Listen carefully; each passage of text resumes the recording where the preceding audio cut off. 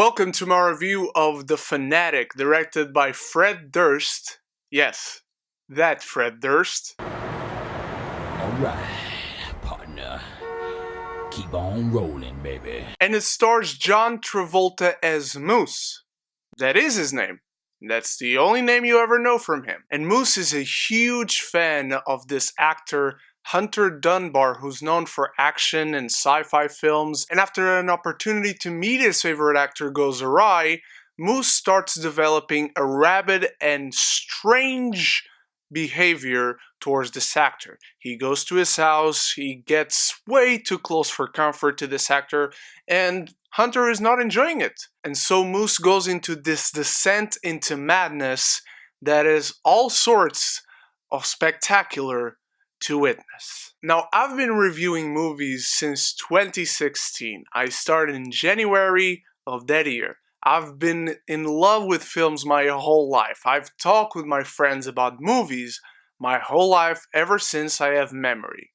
And if you guys have followed me for a period of time, especially if you followed me since the beginning, you know I'm never short of words when it comes to talking about movies with you for a review, but it happened. I have no words to describe this film. It's amazing. I am fascinated by this film. I watched it last Friday. I've watched it 3 times in total since then. Twice in one day. This is the first line of the film. Hey, Aaron. Chocolate mousse. I can't talk too long. I gotta poo. That is how you get introduced to Moose.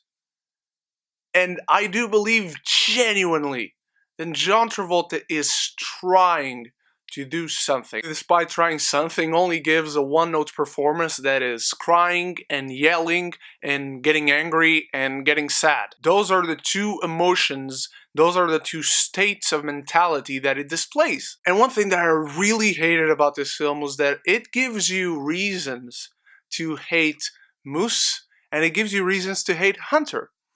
But it never really gives you reasons to root for either of them. It doesn't feel like this film is telling any one of their stories. It feels like this film is just a third party looking on as these events happen. And so you really can't connect with anyone. You can't connect with Moose, hopefully, because he's displaying these very perturbed behaviors, but you can't connect with Hunter Dunbar because he's just an asshole all the freaking time. This is their first encounter. I'm on your side. You're the best, Mr. Dunbar. You're the best. You need to learn some fucking manners, buddy. I'm sorry, Mr. Dunbar, but I have every VHS, I have every DVD, and you're so rad in The Warrior. I just don't want you not to sign my stuff. You came to the place, but I'm officially done. But where do you see the special items that I have? This is Space Vampires. How would I sign your face with my fucking fists? That's a collector's item you're not gonna want to take home. Trust me. Now I understand that Moose was maybe interrupting a very heavy and personal, intimate conversation that nobody should barge in.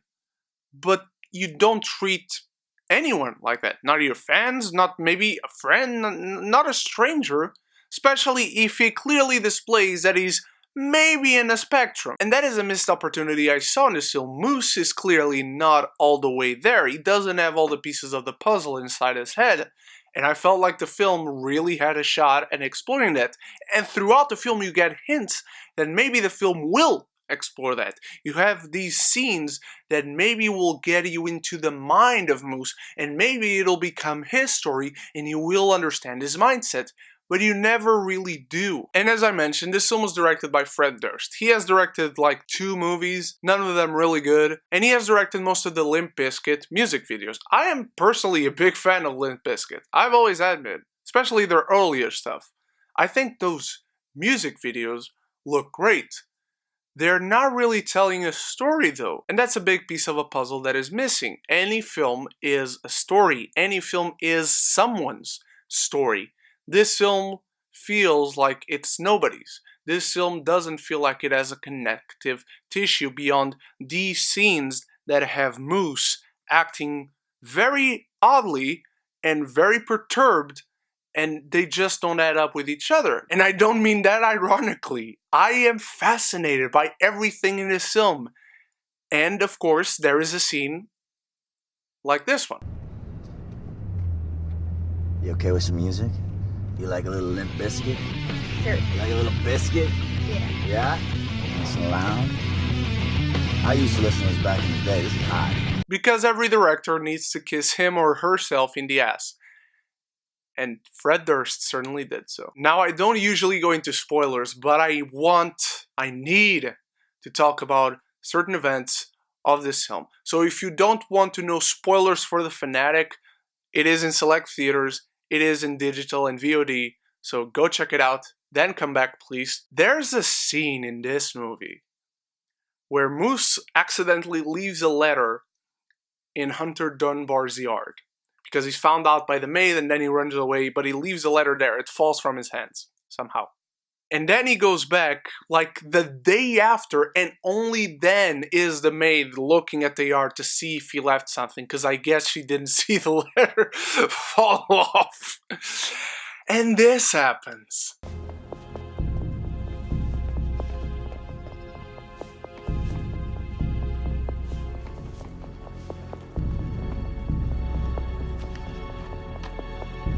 No, don't read it! Don't read it! Don't read it! Don't read it! Help! Help! Help! Help! Just help! I'm just... Stop hitting me!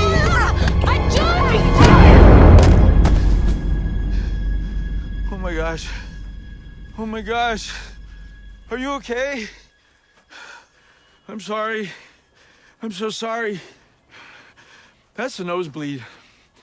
That's bad. That's bad. I had a nosebleed. It wasn't fun. If you're not fascinated by that yet, I don't know what to tell you. I love that.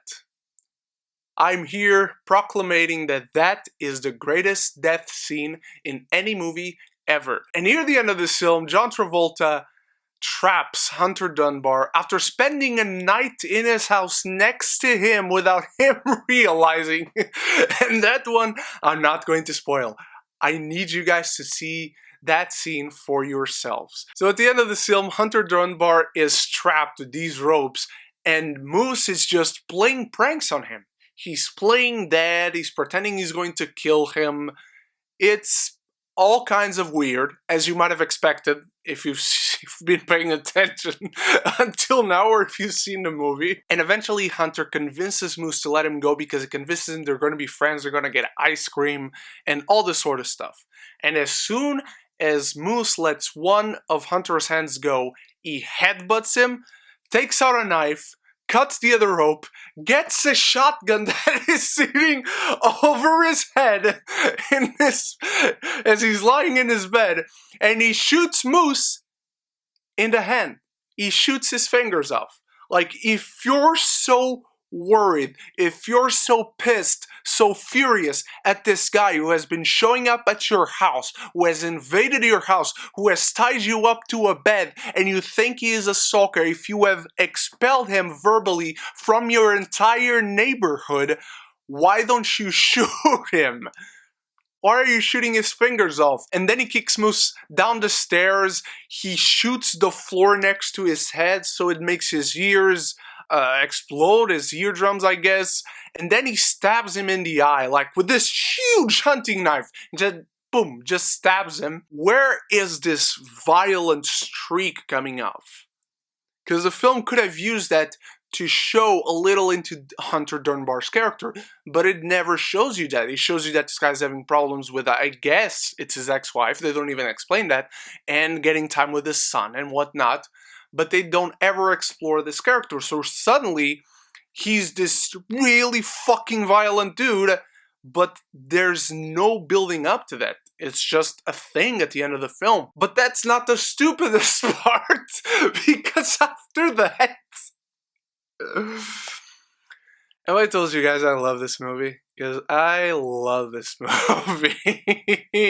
After that, Hunter realizes like what he's doing, which is very fucked up, and I'm like, Well, good thing you realize that, I guess. And he lets Moose go. He opens the door and Moose just goes. And he's walking down Hollywood Boulevard, and some people think he's like in makeup and whatnot, which is a scene that I liked. And after that, you see Hunter Dunbar being arrested from the police. You have a shot of the maid who's still just there, dead in the garden after 2 or 3 days, whatever. And as the police come and Hunter opens the door, you see the gardener. And he looks at the police and he's like, what? What? There's a whole movie there, and we haven't seen that. And then the movie ends. There's this voiceover that doesn't make any sense in the film, but whatever. And Moose started using his missing fingers and his stabbed fucking eye as a badge of honor to make money in Hollywood Boulevard. I love this movie. I love this movie. Look, if you're looking for an Academy Award picture with nuance and a real story that has something to say about what it's telling you, this film is not it. However, in its own right, I have never seen a film like this. I have never seen a film that left me speechless, that left me knowing how to react. I wanted to react, but my brain couldn't process the information from the Fanatic. It's a weird kind of wonderful experience. Whether you're just with one friend or several, gather a group, have fun, but this is not a good film. I'm giving the Fanatic an F for fun. That F stands for fun, okay? Thank you so much for watching, my beautiful geekies. You are the best. I'll be back soon with another edition of Rapid Fire Reviews, quickly reviewing some of the films that I have missed reviewing on their own throughout this year, but I just want to be fair to all movies, so I can include them in a certain list at the end of the year, and I want you guys to check my thoughts out. Thank you so much. I'll be back soon, and so until the next video, stay beautiful, stay geeky, and don't forget to subscribe and like the video, because it really helps me out. I hope you enjoyed this review, and so until the next one, love each other, love the movies.